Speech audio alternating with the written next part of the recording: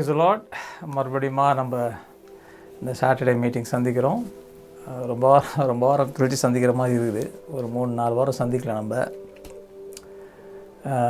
புதுசாக யாராவது வந்திருந்தீங்கன்னா you're welcome. நீங்கள் உங்களை வரவேற்கிறேன் இயேசு நாமத்தில்.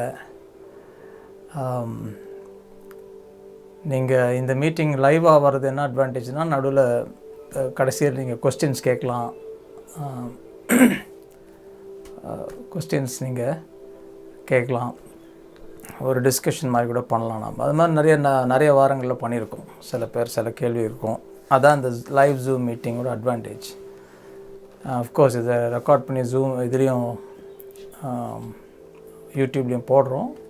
அதை காட்டிலும் லைவ் மீட்டிங்கில் கொஞ்சம் இன்ட்ராக்டிவ் இருக்கிறதுக்கு சான்சஸ் இருக்குது. அது மாதிரி நடந்திருக்கு.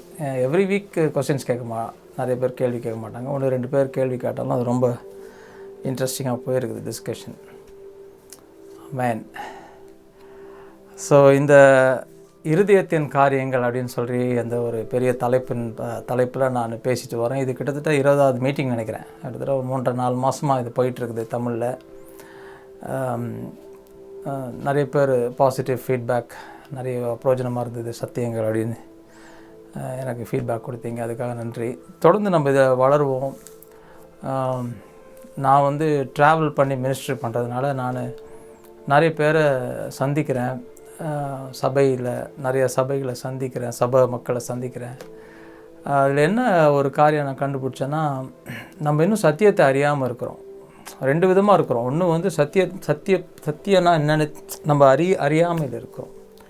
2வது அந்த அறிஞ்ச சத்தியத்தை எப்படி நம்மளுடைய வாழ்க்கையில் அதை செயல்பாட்டுக்கு கொண்டு வருது, அதுவும் தெரிய மாட்டேங்குது. ஒன்று we are ignorant of the truth, அறியாமல் இருக்கிறோம் சத்தியம். அதனால் நம்ம வாழ்க்கையில் இயேசு சாமி சொன்ன காரியங்கள் நம்ம வாழ்க்கையில் மேனிஃபெஸ்ட் ஆக மாட்டேங்குது, வெளியரங்கமாக வர மாட்டேங்குது. ஏன் அப்படின்னா, நம்ம இன்னும் குழந்தைகளாக இருக்கிறோன்னு பவுல் எழுதுகிறார். 1 கொரிந்தியருக்கு எழுதும்போது பவுல் சொல்கிறார், நீங்கள் இன்னும் குழந்தைங்கள மாதிரியே யோசிக்கிறீங்க, குழந்தைங்கள மாதிரி இருக்கிறீங்க, அப்புறம் மனித மார்க்கமாக இருக்கிறீங்க அப்படின்னு சொல்லி எழுதுகிறார். 1 கொரிந்தியர் 3வது அதிகாரம் 3வது வசனத்தை பேசிங்கன்னா அப்படி சொல்லுவார். அவர் இருந்த டைம்லேயே சபை அப்படி போயிடுச்சு. அதுதான் ஆச்சரியம். அவர் வாழ்ந்த டைம்லேயே சபை ரொம்ப மாம்சமாக காணல்றோம்ல, ஆங்கிலத்தில் காணல்றோம், மாம்ச ரீதியமாக போயிடுச்சு, ஆவிக்குரிய காரியத்தில் இல்லை.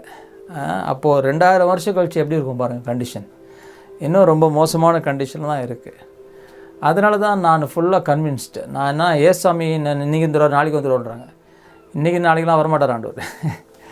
நான் கன்வின்ஸ் ஆகிட்டேன். பைபிளில் படிக்க நான் பைபிளில் சில காரியங்கள் போட்டிருக்கு. அவர் எப்போ வருவார்னு சில காரியங்கள் போட்டிருக்கு. சபை பிசாசுடைய கழுத்தில் காலை வைக்குமா? சபை பிசாசுடைய கழுத்தில் காலை வச்சு சபை வேலை செய்யும். அப்படி ஒரு அத்தாரிட்டியில் இருக்கும்போது, அதிகாரத்தில் வேலை செய்யும்போது தான் இயேசு வருவார்னு போட்டிருக்கு. அழகாக சொல்கிறார் பிதா இயேசுகிட்ட, நீ என் வலது பாரத்தில் உட்காரு. எப்போது ஹீப்ரூஸில் படித்து பாருங்கள், 1வது அதிகாரத்தில், sit at my right hand till I make your enemies your footstool. உன்னுடைய எதிரிகளை உன் காலுக்கடியில் கொண்டு வர. சபை சபை காலில் தான், உடம்பு தான், சரீரம் தான் சபை, தலை தான் இயேசு இல்லைங்களா? அப்போது இந்த சரீரத்துக்கு கீழே பிசாசு. இயேசுடைய எதிரி யாருங்க? இயேசுடைய எதிரி யாருன்னா பிசாசு. கரெக்டாக அப்படி தான் வரும். ஆக்சுவலாக பார்த்தீங்கன்னா இயேசு யாருன்னா, இயேசு ஜீவன். ஆக்சுவலி இயேசு ஜோயேன்றோம் க்ரீக்கில், ஜோயே. நான் இன்றைக்கி சில காரியம் உங்கள்கிட்ட சொல்கிறேன். இதை நீங்கள் போய் யோசிங்க. வசனம் நிறையா இன்றைக்கி நம்ம பார்க்க போகிறோம். அதை கொஞ்சம் நல்லா யோசிச்சிங்க. ஏன்னா என் வாழ்க்கை மாறணும். ஏதோ கோயிலுக்கு போகிறேன், காணிக்கை போட்டு வந்தேன், அப்படியே இருந்தால் வாழ்க்கை மாறாது. சத்தியத்தை நம்ம ஆராய்ந்து பார்த்து அதில் தியானம் பண்ணும்போது அது நம்ம இருதயத்தில் வெளிப்படுத்தப்படும் போது நம்ம இருதயம் மாறும். டிரான்ஸ்ஃபர்மேஷன், மறுரூபமாக ஆகும். மறுரூபமாகிறதுன்னு என்ன, அதெல்லாம் நம்ம பார்ப்போம் இன்றைக்கி. அழகாக சொல்ல இருப்பாங்க, இயேசு யார்? ஜீவன். அப்போ ஜீவனுக்கு எதிரி என்ன? உன்னுடைய சத்ருன்றது யார்? உன்னுடைய சத்ருன்றது மரணம். அதை தான் அவர் ஜெயிக்கிறார். மரணம் தான் பாவத்தின் சம்பளம், மரணம். பாவம் எதை கொண்டு வந்துச்சு? அந்த பாவத்தை தூண்டுனது தான் பிசாசு. ஆனால் சம்பளம் என்னது? அவுட்கம் என்னது? டெத்து. அந்த டெத்தை ஓவர் கம் பண்ணுற வரைக்கும் நீ வந்து உட்காருன்ட்டார். அப்போ சபையானது வந்து மரணத்தை மேற்கொள்ளுமா? இது வந்து பயங்கரமாக இருக்கா நான் சொல்கிறது. மரணத்தை மேற்கொள்வதுன்னு என்னது? 1000 வருஷம் வாழுமா, நம்ம 10,000 வருஷம் வாழுமா? அது இல்லை. மரண பயமே இல்லாமல் செயல்படும். மரண பயமே இல்லாமல் செயல்படுற ஒரு சபை வந்து வந்ததுக்கப்புறம் தான் இயேசு வருவார். அழகாக போட்டிருக்குது பைபிளில். கிளியர் ஆகிடுச்சு. எனக்கு படித்த நல்லா நான் ஆராய்ந்து படித்ததில் கிளியராக போட்டிருக்குது. இயேசு இதோ வந்துடுவார், அதோ வந்துடுவான்றாங்க. ஏதோ அந்தி கிறிஸ்து வந்துட்டான், ஏதோ போர் வருது, ஏதோ இஸ்ரேல் அட்டாக் பண்ணுறாங்க, அது வரும். அதெல்லாம் வர்றதுக்கு முன்னால் சபை வந்து இயேசுவை போல் இருக்கும் பார்க்குறதுக்கு. சபை பவரில் இருக்கணும்னா அப்படி ஆட்சியை பிடிச்சிட்டு கட்சியை சேர்த்துன்னு இருக்காது. சபை அமைதியெல்லாம் குவைட்டாக இருக்கும். ஆனால் சபைக்குள்ளே மரணம் வந்து ஓடிடும் சபை விட்டு. இதெல்லாம் நம்ம பார்க்க போகிறோம், தொடர்ந்து நம்ம பார்க்க போகிறோம். ஆனால் அப்படிப்பட்ட ஒரு சபை ஆளுகை செய்யும்போது தான் இயேசு வருவார்னு பைபிள் இருக்குது. அப்போ அப்படிப்பட்ட ஒரு ஜனத்தை ஆண்டவர் ஏற்கனவே ரெடி பண்ணிட்டு இருக்கிறாரு. இப்போது நான் என்ன பிலீவ் பண்ணுறேன்னா, நான் அந்த கும்பலில் என்ன ரெடி பண்ணுறாரு. இப்போ என்னுடைய லிசனர்ஸ் பார்த்தீங்கன்னா கொஞ்சம் பேர் தான் இருக்கிறீங்க. நான் போதிக்கிறதை கேட்குறவங்க கொஞ்சம் பேர் இருக்கிறாங்க. நீங்களும் அந்த பாட்டில் வந்துடுவீங்க. எப்போவுமே கவனிங்க பிரதர்ஸ் அண்ட் சிஸ்டர்ஸ், ஆண்டவர் தனக்கு ஒரு சிறு கூட்டத்தை எப்போவுமே ரெடி பண்ணுவார். ஆதிகாலத்துலேருந்து ரெவலேஷன் வரைக்கும் பார்த்தீங்கன்னா ஒரு சிறு கூட்டம் தான் ஆண்டவர் வந்து அவரை நோக்கி நடக்கும், அவர் சொன்ன சத்தியத்தின் மேலே நடக்கும். பெருக்கூட்டம் வந்து கும்பலில் கொஞ்சம் அடிச்சுட்டு போயிடும். எல்லா இடத்துலையும் நீங்கள் பார்க்கலாம், எல்லா ஸ்டோரியும் நீங்கள் பார்க்கலாம். பெருக்கூட்டம் பயந்துன்னு இருக்கும், சிறு கூட்டம் தான் வந்து மேற்கொள்ளும், எனிமியை மேற்கொள்ளணும். கோலியா ஸ்டோரியில் பார்க்கலாம், தாவீது கோலியா ஸ்டோரியில் பார்க்கலாம், கிடியன் ஸ்டோரியில் பார்க்கலாம், மோசேயோட ஸ்டோரியில் பார்க்கலாம். அப்புறம் நிறைய சாம்சன் பாருங்கள், சிங்கிளாக இருந்து அவன் மேற்கொள்ளணும் பாருங்கள். அப்படி நீங்கள் பல காரியத்தை நீங்கள் பழைய ஏற்பாட்டில் பார்க்கலாம். புதிய ஏற்பாட்டிலையும் ரெமனண்ட் சின்னதாக இருக்கும்னு சொல்கிறார் பவுல். எழுதுகிறார் கலாத்திய சபை எழுதும்போது, ஆவியில் நடக்கிறவங்கள வந்து மாம்சத்தில் நடக்கிறவங்க துன்புறுத்துவாங்க. அப்போ இருந்து இப்போ வரைக்கும் அதுதான் நடந்துன்னு இருக்குதுன்னு சொல்லி பவுல் எழுதுறாரு. இப்போ பவுல் கூட பாருங்கள், அவருக்கு தர்மடி அடித்தாங்க, அவரை போட்டு. யார் அடித்தா? மதவாதிகள் அடித்தாங்க. ஆனால் சிறு கூட்டம் தான் உலகத்தை கலக்கிறவங்களாக மாறினாங்க. அப்படிப்பட்ட ஒரு கூட்டத்தை ஆண்டவர் ரெடி பண்ணுறாரு. அந்த கூட்டம் என்ன ஆகும்னா, அவங்க என்ன இருப்பாங்கன்னா, அவங்க வந்து சாதா மக்களாக இருப்பாங்க. அவங்களுக்கும் மற்றவங்களும் டிஃப்ரென்ஸ் இருக்காது. ஆனால் கிறிஸ்துவுக்குள்ளே தாங்கள் யார் என்ற அடையாளத்தை உறுதியாய் கற்றுக்கொண்டு அதன் அடிப்படையில் வாழ்க்கையை நடத்துகிறவர்கள், அதன் அடிப்படையில் மினிஸ்ட்ரி செய்கிறவங்க. அவங்க வந்து பேனர் தூக்கின்னு போக மாட்டாங்க. இது என்னோடய மினிஸ்ட்ரி, இது என்னோடய மினிஸ்ட்ரி, இது நான் அப்படின்னு பேனர் தூக்கின்னு ஓட மாட்டாங்க. அதனால் பேர் வைக்கிறது தப்பு நான் சொல்ல வரல. அந்த பேனருக்காக வேலை செய்ய மாட்டாங்க. ஏன் மினிஸ்ட்ரின்ற கொஸ்டினே கிடையாது. ஒரு கூட்டம் ஜனம் ஆண்டவரோடு நடக்கும், அமைதியாக இருப்பாங்க, அமைதியாக இருப்பாங்க. ஆனால் செயல்முறையில் பார்த்தீங்கன்னா ஆண்டவர் மாதிரியே இருப்பாங்க. அப்படிப்பட்ட ஜனம் மேனிஃபெஸ்ட் ஆகிற வரைக்கும் இயேசு வர மாட்டார். தெளிவாக பைபிளில் இருக்குது. உங்களுக்கு எதாவது டவுட் இருந்ததுன்னா நீங்கள் எனக்கு you can talk to me, நான் காட்டுறேன் வசனம்லாம். ஸோ இன்றைக்கி அப்படிப்பட்ட இயேசு நம்ம கிறிஸ்துவுக்குள்ளே இருக்கணும்னா அது என்னன்னு கற்றுக்கிட்டு அதில் எப்படி நடக்கிறது, அதுதான் நம்ம அப்படி தான் நான் போதிச்சுட்டு வரேன். நம்ம இருதயம் வந்து மாற வேண்டும், மறுரூபமாகணும். மறுரூபம்னா என்ன? டிரான்ஸ்ஃபர்மேஷன் ஆங்கிலத்தில் படிக்கிறோம். அதனால் என்னென்னு கொஞ்சம் பார்ப்போம். இன்றைக்கி ஒரு வசனம் பார்க்கலாம். 2 கொரிந்தியர் 5வது அதிகாரத்தில் நமக்கு தெரிஞ்ச வசனம், ரொம்ப தெரிஞ்ச வசனம். 14வது வசனம் என்ன சொல்லுதுன்னா, ஒருவன் கிறிஸ்துவுக்குள்ளே இருப்பான் என்றால், நான் ஆங்கிலத்தில் படிக்கிறேன். If anyone is in Christ, therefore if anyone is in Christ, ஒருவன் கிறிஸ்துவுக்குள்ளே இருப்பான் என்றால் அவன் புது சிருஷ்டியாக இருக்கிறான், பழசு எல்லாம் ஒழிந்தது, எல்லாம் புதிதாயின, எல்லாம் தேவனிடத்திலிருந்து வந்தது. 18வது வசனம் அப்படி சொல்லுது. Now all things are of God. எல்லாம் தேவனிடத்திலிருந்து வந்தது, அவர் நம்மை கிறிஸ்துவ மூலமாய் ஒப்புரவாக்கிட்டாரு, ஒப்புரவு கொண்டு வந்துட்டார் அப்படின்னு சொல்லி போகுது அந்த வசனம். அப்படி போகுது.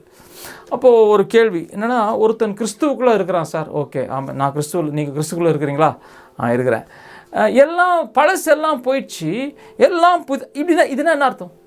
எல்லாம் போயிடுச்சு, பழசெல்லாம் போயிடுச்சு, எல்லாம் புதிதாயின. அப்போது இப்போ நீங்கள் போய் ஒரு கிறிஸ்தவன்கிட்ட போய், அப்போ அவன் வாழ்க்கை எப்படி மாறிச்சுன்னா, ஒரு லைட் சேஞ்சஸ் இருக்குது. முன்னால் கொஞ்சம் ரொம்ப இதெல்லாம் பண்ணிட்டு இருந்தாங்க, இப்போ வந்து. ஆனால் இன்னும் கிறிஸ்தவர்கள் வந்து பாவத்துக்கு அடிமையாக இருக்கிறாங்க. நோய்கள்லையும் பல கஷ்டங்களையும் கஷ்டப்பட்டுட்டு பயத்தில் நிறைய பேர் இருக்கிறாங்க, மரணத்துக்கு பயந்து நிறைய பேர் இருக்கிறாங்க, ஜெபம் பண்ணுங்க பிரதர், ஆண்டவர் இப்படி சொல்லிட்டா, டாக்டர் அப்படி சொல்லிட்டா, பயத்தில் இருக்காங்க. அப்போ இங்கே என்ன போட்டிருக்கு பாருங்கள், எல்லாம் பழசெல்லாம் போயிடுச்சான், எல்லாம் புதுசாகிடுச்சான். அப்போ என்ன அர்த்தம்? இது என்ன ப்ராக்டிக்கலாக, இது என்ன அர்த்தம்? இது ஹெவனில் போய் நடக்கிற காரியமா, இல்லை எர்த்துலேயே இதை நம்ம பார்க்குற காரியமா? அப்போ ஒரு கிறிஸ்துவன்னா என்ன அர்த்தம்? அவன் கிறிஸ்துவுக்குள்ளே இருக்கிறான். கிறிஸ்துவுக்குள்ளே நான் இருக்கிறேன்னா நான் எல்லாம் பழசெல்லாம் போய் எல்லாம் புதுசாகிடுச்சு. அதான் இங்கே சொல்ல வர்றார் பவுல். அப்போது அது நமக்கு தெரியணும். அதுக்கு தெரியலைன்னா நம்ம வாழ்க்கையில் அந்த புதிய உடன்படிக்கையின் வல்லமைகள் இருக்கு இல்லைங்களா, ரியாலிட்டிஸ், நிஜங்கள், புதிய உடன்படிக்கையின் நிஜங்களை நம்ம வாழ்க்கையில் அதை ருசித்து பார்க்க முடியாது. பைபிள் எங்கேயோ படிக்கிறோம், வாக்குத்தத்தம் அப்படின்னு படிச்சுட்டு அப்படியே போயிடும். அப்படி இல்லாமல் அதில் நம்ம நடக்கணும், அதில் நடக்கணும். நம்ம எப்படி நடக்கணும்னா, எஃபிஷியன்ஸ் சாப்டர் 4 பவுல் சொல்கிறாரு, நாம் கிறிஸ்துவனுடைய முழுமைத்தனத்துக்கு வரணுமா, until we mature to the fullness of the stature of Christ. கிறிஸ்துவை போலே முழுமைத்தனத்துக்கு வரும். எப்போங்க இது நடக்கும்? ஹெவனில் போய் நடக்குமா? இல்லைங்க, இல்லை பிரதர், இல்லை சிஸ்டர், ஹெவனில் போய் நடக்கிற காரியத்தை போல இந்த உடம்பில், இந்த மாம்சமான உடம்பில், இந்த பாவத்துக்கு ஏதுவான இந்த உடம்பில் கிறிஸ்துவை வெளிப்படுத்தி நடக்கிற ஒரு ஜனம்.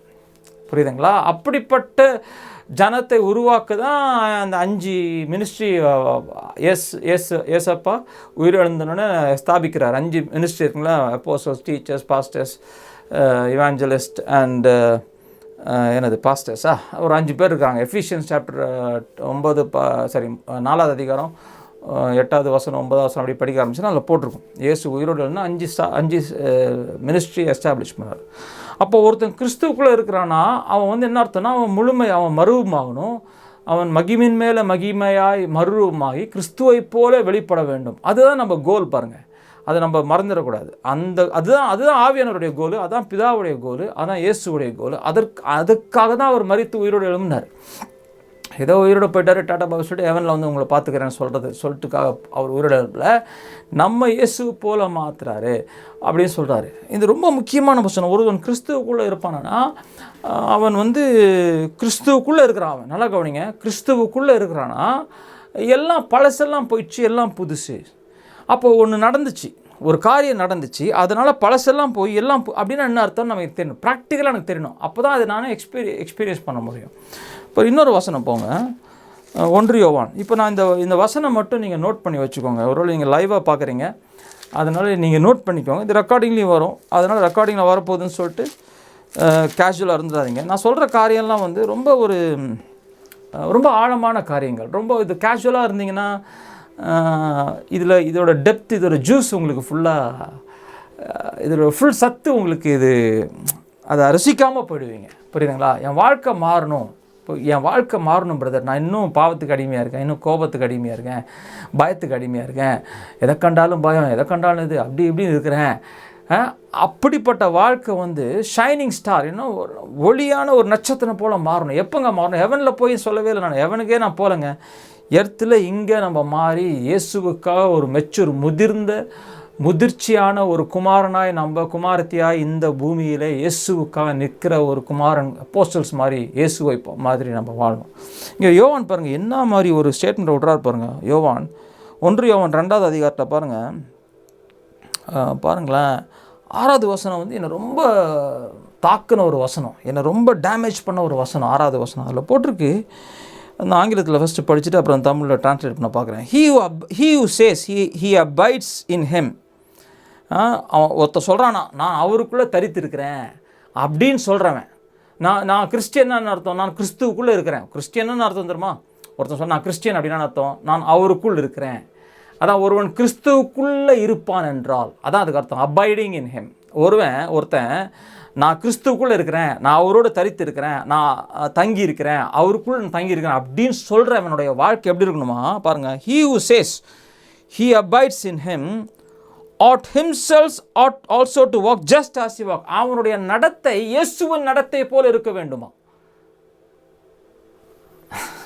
பிடிச்சாரு பாருங்க பாயிண்ட்டை. அப்போஸ்தலன் ஜான் உடும்பு இப்படி பிடிச்சாரு பாருங்க, ஆட்டங்கன்னா வச்சிட்டார். இந்த வசனம் படிக்கும்போது என்னால் தூங்கவே முடியல. நான் கிறிஸ்துவுக்குள்ளே இருப்பேன்னு சொன்னால் என்னுடைய நடத்தை நான் அர்த்தம், என்னுடைய வாழ்க்கை அந்த வாக், அதாவது ஹி ஹாஸ் டு யாட் டு வாக்குன்னு போட்டிருக்கு. அவனுடைய நடத்தை என்னது, வாழ்க்கையை கண்டக்ட் பண்ணுறது. அதுனா என்னுடைய எமோஷன்ஸ், என் பிஹேவியரு, என்னுடைய செயல்கள், சொற்கள் எல்லாமே, என்னுடைய நடத்தை, என்னுடைய ஜெபம், என்னுடைய எமோஷன்ஸ், என்னுடைய உணர்வுகள், என்னுடைய உணர்ச்சிகள் எல்லாமே எப்படி இருக்கணுமா, கிறிஸ்துவை போல் இருக்கணுமா. அப்படி இல்லைன்னா நான் அவருக்குள்ளே இருக்கிறேன்னு நான் வாயில் தான் சும்மா வாயில் சொல்கிறேன், ஆனால் அது செயலில் இல்லை. அப்போது இது ஒரு முக்கியமான வசனம் பாருங்கள். அப்போ யோவான் என்ன எழுதுகிற, சபைக்கு என்ன எழுதுகிறாரு, நல்லா கவனிங்க. இது நீங்கள் முதல்லேருந்து நம்ம ஒரு வசனமாக எடுத்து படித்தோம்னா அதான் சொல்ல வராரு. நீங்கள் ஒளியில் நடந்தால், இருளில் சகோதரனை நீங்கள் வந்து ஹேட் பண்ணுறீங்க, ஒருத்தனை வெறுக்கிறீங்க அப்படின்னா நீங்கள் இருளில் இருக்கிறீங்க. அப்புறம் சகோதரன் கஷ்டப்படும் போது நீங்கள் அவனுக்கு உதவலைன்னா நீங்கள் பொய் சொல்கிறீங்க, இருளில் இருக்கிறீங்க அப்படின்னு எழுதுறாரு. அப்படி என்னத்தோன்னா யோவான் வந்து ப்ராக்டிக்கலாக எழுதுறாரு. ப்ராக்டிக்கல், அதாவது நடைமுறையில் ஆக்ஷனில் இருக்குதா, அதான் அவருடைய கேள்வி. நீ சும்மா பேசுகிறப்பா, நல்லா பேசுகிறப்பா, நல்லா இருக்குதுப்பா, உன் வாழ்க்கையில் கனி இருக்குதா, கிறிஸ்துவின் கனி வாழ்க்கையில் இருக்குதா, கிறிஸ்துவை போல் எல்லாத்துலேயும் இருக்கிறியா. நான் கிறிஸ்துவை போல் ஸ்பிரிட்டில் இருக்கிறேங்க, அந்த டாவ் அடிக்க முடியாது யோவான்ட்டு, அந்த கதை அடிக்க முடியாது. நான் என் ஆவி, என் ஆத்துமா, என் சரீரம். அப்போ கிறிஸ்து வந்து நோய்களை மேற்கொண்டாரா, அவருக்கு நோய்களை மேற்கொண்டாரா, அப்போ அவருக்கு எமோஷனல் அட்டாக் வந்திருக்கும் இல்லைங்களா, அவருக்கு இது மன அழுத்தம் வந்திருக்கும். அவர் நம்மை போல் இந்த உடம்புல இருந்தார், இந்த மாம்சமான உடம்புல இருந்தார். நல்லா கவனிக்கணும், அவருக்கு இருந்த உடம்பு வந்து ஸ்பெஷல் உடம்பு கிடையாது, இதே உடம்பு தான். இப்போ உங்களுக்கு என்ன உடம்பு இருக்குதோ, எனக்கு என்ன உடம்பு இருக்கோ அதே உடம்புல தான் இயேசு கிறிஸ்து இருந்தார். அதான் அந்த யோவானில் போட்டிருக்கு. யோவான் அதிகாரம், காஸ்பல் ஆஃப் ஜானில் 1வது அதிகாரம் 17வது வசனம், வார்த்தை மாம்சமாய் மாறிதுன்னு போட்டிருக்கு. வார்த்தை மனுஷனாய் மாறன்னு சொல்ல அவர். வார்த்தை மாம்சம்னா சார்க்ஸ், அதில் அந்த சார்க்னா மாம்சம். இந்த உடம்பு, இந்த சாவுக்கு ஏதுவான உடம்புல அவர் வெளிப்பட்டார். ஆனால் சாவு அவர் தொட முடியல. அப்போ அது உடம்பை மேற்கொண்டார்.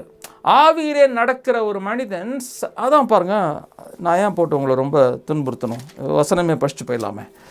ரோமர் 8 இது ரோமர் 8வது அதிகாரத்தில் நம்ம அப்போஸ்தலர் ரொம்ப அழகாக எழுதி வச்சுருக்காரு. அதாவது இப்போ நான் ஒரு வசனமாக சொல்லிட்டு வரேன் பாருங்கள். இப்போ 2 வசனம் சொல்லிட்டேன் ஏற்கனவே. 2 Corinthians 5:17 சொல்லிட்டேன். 1 யோவான் 2வது அதிகாரம் 6வது வசனம் சொல்லிட்டேன். அப்புறம் இன்னொரு வசனத்துக்கு வந்துட்டேன் அதுக்குள்ளே டக்குன்னு, ரோமன் 8. அப்போ நீங்கள் அதை நோட் பண்ணி வச்சுக்கோங்க. அப்புறமா இந்த வாரம் ஃபுல்லாக அதில் தியானம் பண்ணுங்கள், அதில் உட்காருங்க. அதில் பாருங்கள் சொல்கிறார், 10வது வசனம் சொல்கிறாரு, if Christ is in you the body is dead because of sin. கிறிஸ்து உனக்குள்ளே இருப்பார் என்றால் இந்த உடம்பு, சரீரம் செத்ததாக இருக்கிறது. சரீரம் எப்படி இருக்குதா, செத்ததாக இருக்கிறது. ஆனால் ஆவியோ, but the spirit is life. ஆவியோ ஜீவனாக இருக்குது. எதனால, நீதியினால், நீதிமானாய் மாற்றப்பட்டதுனால. அங்கே தான் போட்டிருக்கு, எப்படி போட்டிருக்கோம், but the spirit is life because of righteousness. நீதி நிமித்தம் ஆவி பிழைத்ததாக இருக்கிறது, சரீரமோ செத்ததாக இருக்கிறது அப்படி சொல்கிறது. எப்போ இது நடக்குது, கிறிஸ்து உங்களுக்குள்ளே இருக்கும்போது. நல்லா கவனிங்க, கிறிஸ்து உங்களுக்குள்ளே இருக்கும்போது சரீரம் செத்ததாக இருந்தாலும் ஆவி பிழைத்திருக்கிறதுன்னு சொல்ல வர்றார். அப்புறம் சொல்கிறார் பாருங்கள், but if the spirit of him who raised Jesus from the dead. அதாவது கடவுளுடைய பரிசுத்த ஆவியானவர் உயிரோடு எழுப்பினார். யாரை, இயேசு மரித்தோரிலிருந்து உயிரோடு எழுப்பின அந்த அதே ஆவி உங்களுக்குள்ளே இருப்பார் என்றால் என்ன சொல்கிறார் பாருங்கள், அந்த ஆவி செத்த பாடி, இந்த செத்த உடம்புக்கு ஜீவனை கொடுக்கிறார். அப்போது இது நிறைய பேர் படிச்சுட்டு இது என்ன சொல்லுவாங்க, இதை வந்து ஸ்டாக்ஸில் விட்டுருவாங்க இந்த வசனத்தை. இது வந்து ஹெவனில் போனால் நம்ம க்ளோரிஃபைட் பாடி அப்படின்வாங்க, இது க்ளோரிஃபைட் பாடி பற்றி பேசுது அப்படின்வாங்க. நீங்கள் நல்லா படிச்சிங்கன்னா, பொறுமையாக உட்காந்து கான்டெக்ஸ்டில் அப்படியே படிச்சிங்கன்னா, இது க்ளோரிஃபைட் பாடி பற்றி பவுல் பேசவே இல்லை. இந்த செத்த பாடிக்கு அவர் ஜீவன், இந்த செத்த பாடியை மறுரூபமாக மாற்றுறாரு. எங்கே, இயேசு வரும்போது க்ளோரிஃபிகேஷன் ஆஃப் த பாடி. இங்கே அதை பற்றியே பேசலை. இங்கே ஆனால் போன வசனம், அதுக்கு முந்தின வசனம் 10வது வசனம் தான் கான்டெக்ஸ்ட். இதில் கிறிஸ்து உங்களோட இருப்பாங்க, இந்த சரி செத்ததாக இருக்குது, அப்புறம் டெட்டாக தானே இருக்கணும். அப்போ சொல்கிறாரு, ஆனால் ஆவி பிழைத்திருக்குது. அந்த ஆவி பரிசுத்த ஆவியான அந்த ஆவியில் இணைக்கப்பட்டதுனால இந்த மார்டல் பாடி, இந்த அவர். அப்போது இதெல்லாம் ரொம்ப ஒரு எட்டாத, ஒரு நம்ம மூளைக்கு எட்டாத ஒரு காரியங்களாக இருக்குது. தொடர்ந்து இது படிக்கலாம். 12வது வசனம், தேர்ஃபோர் பிரதரன், அதனால் சகோதரர்களே சொல்கிறாரு, நாமோ மாம்சத்துக்கு கடனாளிகள் இல்லை, மாம்சத்தின்படி வாழ்வதற்கு மாம்சத்திற்கு நம்ம அடிமைகளாக இல்லை, கடனாளிகளாக இல்லை. we are not debtors to the flesh. அப்புறம் சொல்கிறார் பாருங்க, if you live according to the flesh, நீங்கள் மாம்சத்தின்படி வாழ்ந்தால் யூ வில் டை, நீங்கள் மரிப்பீர்கள். என்னங்க இது என்னங்க இது என்ன வசனங்க இதுதான் இந்த கான்டெக்ஸ்டில் படிச்சிங்கன்னா நீங்கள் ப்ரீவியஸ் வசனத்தை இது மறுரூபம், இது ஹெவனில் நடக்கிற காரியம்னு எஸ்கேப் பெற முடியாது. நீங்கள் மாம்சத்தின்படி நடந்தீர்கள் என்றால் நீங்கள் மரிப்பீர்கள். ஆனால் but if by the spirit, ஆவியின் நிமித்தம் put to death deeds of the body, இந்த மாம்ச செயல்களை நீங்கள் சாகடிப்பீங்கன்னா நீங்கள் ஜீவிப்பீர்கள் அப்படின்றாரு. அப்போ இதில் ஒரு ரகசியத்தை நமக்கு பவுல் வைக்கிறாரு. இதுக்குள்ளே நம்ம இன்னொரு நாள் போவோம். ஏன்னா இதுக்குள்ளே போயிட்டோம்னா இது ஒரு 3 வாரம் 4 வாரம் சப்ஜெக்ட். அது நம்ம அதுக்குள்ளே வருவோம் பொறுமையாக. இனிமேல் நம்ம பார்க்க போகிறதெல்லாம் வரப்போகிறோம். இப்போ நான் என்ன சொன்னேன், ஒருவன் கிறிஸ்துவுக்குள்ளே இருப்பான் என்றால் அவன் புது சிருஷ்டியாக இருக்கிறான், பழசெல்லாம் ஒழிஞ்சிச்சு அப்படின்னா என்ன, அதை மட்டும் நீங்கள் பார்ப்போம். இதை நம்ம கிளியராக நீங்கள் அவங்க ஹார்ட்டில் பார்த்துட்டீங்க, இதை என் இருதயத்தில் நான் பார்த்துட்டேன். ஸோ இன்றைக்கி நான் 2 காரியம் பண்ண போகிறேன். ஒன்று அதை பற்றி சொல்ல போகிறேன். 2வது எக்ஸசைஸ், எப்படி அந்த சத்தியத்தை எடுத்து நான் கஷ்டத்தில் போகும்போது, பயத்தில் போகும்போது, கெட்ட செய்தி வருது, பண கஷ்டம் வருது, ஹெல்த்தில் ஏதாவது ஒரு மக்கார் காட்டுது, ரிலேஷன்ஷிப்பில் ப்ராப்ளம் வருது, எப்படி இந்த சத்தியத்தை எடுத்து எப்படி நான் என்னுடைய பிரச்சனை வரும்போது அந்த பிரச்சனையை மேற்கொள்வது, அதுதான் நமக்கு வேணும். எப்படி என் வாழ்க்கையில் பிரச்சனையை இந்த சத்தியங்களால் மேற்கொள்வது, அது தெரியலனா சத்தியத்தை தெரிஞ்ச என்ன வேஸ்ட்டு தானே. அப்போது பாருங்கள், இது நம்ம இன்றைக்கி கொஞ்சம் பார்ப்போம் அதை பற்றி. நல்லா கவனிங்க, இதை நீங்கள் பார்க்கணும். போன வாரம் நான் இந்தியாவில் இருந்தப்போ நான் ஒரு சபையில், அது தமிழ்லேயும் ஆங்கிலத்துலேயும் என்ன பேச சொல்லியிருந்தாங்க. காலையில் தமிழ் சர்வீஸில் பேசினேன், சாயங்காலத்தில் இந்த ஆங்கில சர்வீஸில் பேசும்போது இதை டச் பண்ணேன். ஆனால் அதை ஃபுல்லாக என்னால் எக்ஸ்பிளைன் பண்ண முடியல, டைம் ஆகிடுச்சு, 1.5 மணி நேரம் ஆயிடுச்சு அதுக்கு. அப்போ பாருங்கள், நம்ம இங்கே பிறக்கிறோம், இதுதான் பர்த், நம்மளுடைய பிறப்பு, இதுதான் நம்ம பிறந்தோம். நமக்கு எல்லாருக்கும் தெரியும் என்றைக்கு பிறந்தோம், எல்லாருக்கும் தெரியும். என்றைக்கு சார் பிறந்தீங்க, நான் 1974 75 எல்லாம் சொல்லுவோம், ஏதாவது சொல்லுவோம், ஒரு டேட் சொல்லுவோம், ஒரு டேட், அது நமக்கு ஷூராக தெரியும். நம்ம இங்கே சாகிறோம், இது இங்கே தான் சாகிறோம், டெத்து, இது நமக்கு தெரியாது. இது எக்ஸ், என்னைக்கு சாகிறோம், இந்த டேட்டு நமக்கு தெரியாது. கரெக்டாக, இந்த டேட் தெரியும், இந்த டேட் தெரியாது. 60 இருக்கலாம், 70 இருக்கலாம், 80 இருக்கலாம், 90 இருக்கலாம், 100 இருக்கலாம், 120 இருக்கலாம், சில பேர் 105 வாழ்கிறாங்க, ஜப்பான்லாம் நிறைய பேர் வாழ்கிறாங்க. இந்த டேட் நமக்கு தெரியாது, சில பேர் 40 போயிடுறாங்க. ஆனால் நம்ம பிறந்ததுலேருந்து நம்ம எங்கே போயிட்டுருக்கோம், இந்த டெத்தை நோக்கி போயிட்டுருக்கோம். கரெக்டுங்களா? டெத்தை நோக்கி போயிட்டுருக்கோம். ஃபஸ்ட்டு பர்த்டே, குழந்தை பிறந்துருச்சு, ஃபஸ்ட்டு பர்த்டே, கொஞ்சம் ஃபஸ்ட்டு பர்த்டே செலிப்ரேஷன், அப்புறம் 5வது பர்த்டே, அப்புறம் 10வது பர்த்டே, அப்படின்னு நீங்கள் பார்த்தீங்கன்னா எவ்ரி பர்த்டே என்ன ஆகுது பாருங்கள், நம்ம ஒரு பர்த்டேக்கும் டெத்துக்கிட்ட தான் போயின்னு இருக்கிறோம். அப்புறம் 40 இங்கே ஒரு 40 வயசு ஆகிடுது, இல்லைனா ஒரு 50 வயசு ஆகிடுது, இல்லைன்னா 60 வயசு ஆகணும்னா ஐயோ பயம், என்ன பயம், இந்த டேட்டு பாருங்கள், இது ரொம்ப க்ளோஸ் ஆகுது. அதனால் என்ன பண்ணுறோம், எக்ஸசைஸ் பண்ணு, கார்டியோ பண்ணு, அப்புறம் ஜிம் போ, அது போ, இது போ சொல்லி என்ன பண்ணுறோம், இந்த டேட்டை புஷ் பண்ண பார்க்குறோம். இந்த டேட்டு இங்கே புஷ் பண்ணிடலாமா, கொஞ்சம் தள்ளி போட்டுடலாமா, தள்ளி போட்டு இன்னும் கொஞ்சம் நாள் கிடைக்குமான்னு பார்க்குறோம். இங்கே தான் ஒரு எக்ஸசைஸாக இருக்குது. கரெக்டுங்களா?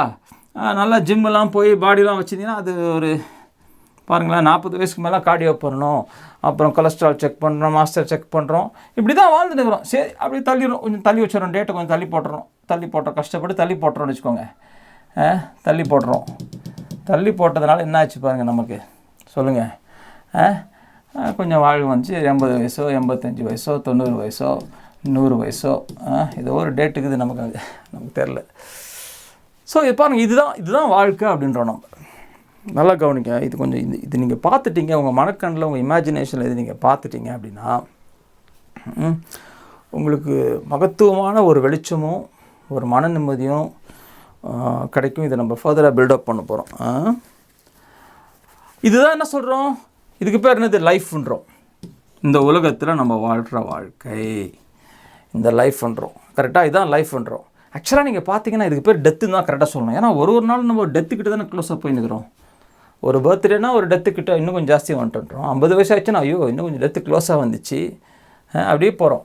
இதுக்கு பேர் லைஃப்ன்றோம். அந்த உலகத்தார் என்ன சொல்கிறாங்க, இதுதான் வாழ்க்கை, இப்படி தான் எல்லோரும் வாழ்கிறோம், எல்லோரும் இப்படி தான் வாழ்கிறோம், உலகமே இப்படி தான் வாழ்ந்து நிற்குது. கிறிஸ்தவனும் வாழ்கிறான், முஸ்லீமு, இந்து எல்லாமே வாழ்ந்து எல்லோரும் ஒரு நாள் பட்டுன்னு போகிறான் ஒரு நாள். இதுக்கு பேர் தான் உலக வாழ்க்கைப்பா அப்படின்ற. இந்த வாழ்க்கைக்கு நிறைய டெஃபினிஷன் இருக்குது. இந்த வாழ்க்கை இதான் வாழ்க்கை, இதில் கல்யாணம் இருக்குது, படிப்பு இருக்குது, எஜுகேஷன் இருக்குது, சம்பளம் இருக்குது, சொத்து சேர்க்கறது இருக்குது, காரு பங்களா. ஆனால் எதுவுமே டெத்தை தள்ளி போட முடியாது. கொஞ்சம் விட்டமின்ஸு அது இதுன்னு சாப்பிட்டு கொஞ்சம் ஏதாவது ஹெல்த்தை கொஞ்சம் நல்லா பார்த்துக்கிட்டா டெத்தை தள்ளி போடுறோம் அப்படின்றோம். நல்லா கவனிங்க, பைபிள் என்ன பேசுது, இயேசு என்ன பண்ணார், இதெல்லாம் சபைக்கு தெரியாதனால நம்ம மனுஷர்களைப் போல மற்ற மனிதர்களைப் போல நாமளும் வாழ்ந்து மரித்து கொண்டு இருக்கிறோம். ஆனால் என்ன நடக்குது பாருங்கள். ஆனால் என் வாழ்க்கையில் 17ஆவது வயசு, 17 இயர்ஸ், 17 இயர்ஸில் நான் சிலுவையில் என்கவுண்டர் பண்ணுறேன். நான் என்ன பண்ணுறேன், சிலுவை வருது என் வாழ்க்கையில். என்ன வருது, எனக்காக இயேசு செத்தார். இப்போ எல்லாருக்கும் ஒரு டேட் வச்சுருப்பீங்க. ஒரு வேளை 20 இருக்கலாம், இல்லை 15 இருக்கலாம், இல்லை 10 இருக்கலாம், சில பேருக்கு 40 இருக்கலாம். ஏதோ ஒரு ஏஜ். இது என்னோடய ஏஜ் சொல்கிறேன். என்னோடய ஏஜ் 17. அதனால் ஏதோ ஒரு வயசில் நீங்கள் என்ன பண்ணிட்டீங்க, அதை வைன்னு போட்டுருவோம். ஏதோ ஒரு வயசில் நீங்கள் என்ன பண்ணீங்கன்னா கிறிஸ்தவனாய் மாறினீங்க. கரெக்டாக பானகேன் ஆனீங்க. அதான் பானகேன். அது வேறு பயோடேட்டில் போட்டிருப்பாங்க, பானகேன் கிறிஸ்டியன். பொண்ணு பார்க்கும்போது பானகேன் கிறிஸ்டியனாக இருக்கணும்னு. பானகேன் ஆகிட்டீங்க. நம்மெல்லாம் நிறைய பேர் கிறிஸ்தவ ஃபேமிலியில் பிறந்திருப்பீங்க. சில பேர் ஹிந்து ஃபேமிலியிலேருந்து வந்திருப்பீங்க. சில பேர் மற்ற மதம் ஏதோ ஒன்று. கிறிஸ்தவ ஃபேமிலியில் பார்க்குறதுனால நம்ம கிறிஸ்தவர்கள் கிடையாது. கரெக்டாக பானகேன் ஆகணும். ஆனால் இயேசு கிளியராக சொல்கிறாரு, யோவான் 3வது அதிகாரத்தில் சொல்கிறாரு, அன்லெஸ் அண்ட் அன்டில் ஒருவன் மறுபடியுமாய் பிறவாவிட்டால் தேவராஜ்யத்துக்குள்ளே பிரவேசிக்க முடியாது. அப்போ நல்லா கவனிங்க, ஒருத்தன் பானகேறான். இப்போது உங்கள்கிட்ட சொன்னால், நான் 18 வயசில் காலேஜில் ஆல்டர் கால் கொடுத்தாங்க, காலேஜில் ஒரு கேம்ப் நடத்தினாங்க, ஸ்கூலில் ஒரு கேம்ப் நடத்தினாங்க, அப்போ இயேசுவின் சொந்த ரட்சகராக ஏற்றுக்கொண்டேன் அப்படின்னு ஒரு டேட் சொல்கிறோம் பாருங்கள். அந்த டேட்டில் என்ன ஆகுதுன்றது தெரியாத பட்சத்தில் நம்ம வாழ்க்கை இந்த இந்த இந்த இந்த இந்த லைஃப் இது இருக்குது பாருங்கள், இந்த ட்ராமா இருக்குது பாருங்கள், இந்த ஸ்பேன் இருக்குது பாருங்கள், லைஃப் ஸ்பேன். இங்கே ஆரம்பித்து எங்கேயோ முடியுது, எங்கேயோ இடத்துல முடியுது, இங்கே ஆரம்பிச்சது தெரியும். இந்த லைஃப் ஸ்பேனு உலகத்தார் மாதிரியே தான் போயின்னு இருக்குது. அதான் சொல்ல வரேன். ஒருவன் கிறிஸ்துவுக்குள்ளே இருப்பானா எல்லாம் புதுசாகிடுச்சுன்னா என்ன, எல்லாம் பழசெல்லாம் போயிடுச்சான், எல்லாம் புதுசாகிடுச்சான். அப்போ நல்லா கவனிக்கணும். அப்போது இந்த இடத்துல நான் இந்த இந்த இந்த சத்தியத்தை நான் பல விதமாக சொல்லியிருக்கேன். ஒரு நீங்கள் முதல்ல என்னை கேட்குறீங்கன்னா, யூடியூப்பில் என்னுடைய பழைய வாரங்களுடைய ரெக்கார்டிங் இருக்குது. நீங்கள் இப்போ அப்படியே பொறுமையாக பார்த்துட்டு வாங்க. அவசரப்படாதீங்க. இது ஒன்றும் அவசரப்பட்டு நம்ம ஒன்றும் இதில் பண்ண முடியாது. பொறுமையாக பார்த்தீங்கன்னா இது எனக்கு புரிஞ்சிடும். அவரோடே கூட நான் அறையப்பட்டேன். அந்த ரகசியம் தான் இருக்குது. ஐ ஆம் குரூசிஃபைட் வித் கிரைஸ்ட். நான் அவரோடே கூட அறையப்பட்டேன். ஐ ஆம் குரூசிஃபைட். இந்த இந்த வெளிப்பாடு இருக்குது பாருங்கள். நான் அவரோடே கூட அறையப்பட்டேன். அதுதான் என் வாழ்க்கையை தினந்தோறும் மாற்றி கொண்டு இருக்கிற ஒரு வெளிப்பாடு. அவரோட கூட நான் அறையப்பட்டேன். இங்கே தான் நீங்களும் நீங்கள் சிலுவையில் அரைஞ்சிட்டீங்க. அவரோட கூட அறையப்பட்டேன். அவருடைய மரணம் என்னுடைய மரணம் ஆயிடுச்சு பாருங்கள். அப்போ என்ன ஆயிடுச்சு பாருங்கள், அவரோட கூட நான் அறையப்பட்டதுனால அவரோட கூட நான் அடக்கம் பண்ணப்பட்டேன். You are buried with him. Ephesians 2வது அதிகாரத்தில் பவுல் சொல்றார், you are crucified with him, you are buried with him. அப்போது ஒருவன் மறுபடியுமாய் பிறக்கிறான். எப்படி பிறக்கிறான்? அவரை அறிக்கை செய்யும்போது. என்ன அறிக்கை செய்யும்போது? இவரே தேவன் என்று வாயில அறிக்கை செய்து இருதயத்தில் என்ன விசுவாசிக்கிறான்? பிதா கடவுள் இயேசுவை உயிரோடு எழுப்பினார் என்று விசுவாசிக்கும் போது, இருதயத்தில் விசுவாசிக்கும் போது அவரோட கூட இவன் எழுப்பப்படுகிறான். இந்த ரகசியம் ரோமர் 10வது அதிகாரத்தில் 9-10 வசனம் சொல்கிறாரு. எஃபிஷியன்ஸில் ரொம்ப சூப்பராக சொல்கிறாரு. You are rice together with him அப்படின்றாரு. அவரோட கூட நீங்கள் எழுப்பப்படுகிறீர்கள். அப்போ பாருங்கள், அவரோட கூட நீங்கள் இங்கே மறிக்கிறீங்க. இங்கே மறித்து இந்த கிராஸுக்கு அப்புறம் அவரோட கூட நீங்கள் எழுப்பப்படுகிறீர்கள். இங்கே தான் நீங்கள் எழுப்பப்படுறீங்க. அவரோட கூட எழுப்பப்படுறது ஒளி. உங்களை சுற்றி ஒளி வந்துடுச்சு. இப்போ நல்லா கவனிங்க, இந்த எனக்கு கொஞ்சம் ஸ்பேஸ் தேவை, அழிச்சிருவோம். அப்போது இங்கே ரெண்டாக பிரிக்கிறோம். சிலுவைக்கு முன் ஒரு டைம் ஸ்பேஸு, சிலுவைக்கு அப்புறம் ஒரு இதான். இங்கே தான் உங்கள் மரணம் தான் டெத்து.